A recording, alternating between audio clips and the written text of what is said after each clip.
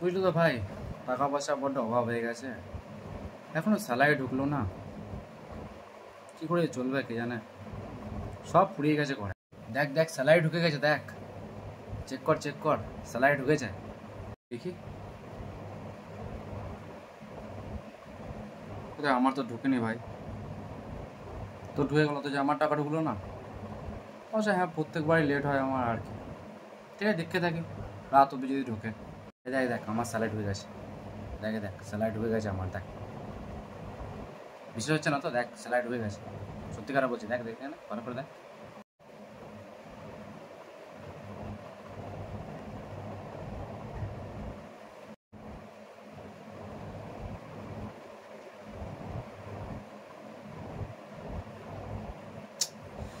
হ্যাঁ, এখনো ঢোকেনি।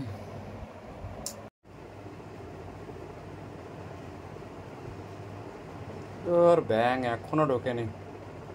তোর ঘুমাই, দেখা যাক কাল কি হয়। কিরে, কেমন দেখলি স্যালারি ঢুকেছিল না? স্যালারি বল, স্যালারি ঢুকেছিল তো? কেমন মজা হলো বল সারাদিন? সালা আমার সাথে মজা করা হচ্ছে, সালা আমার সাথে মজা করা হচ্ছে।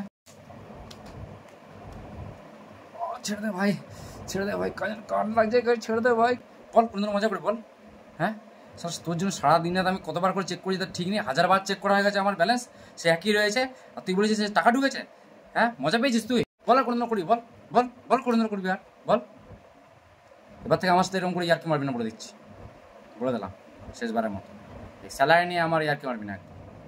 তাহলে কত টেনশনে থাকি, কত ধার রয়েছে আমার, কত কি বাকি রয়েছে, সেগুলোকে শোধ করতে হবে আমাকে।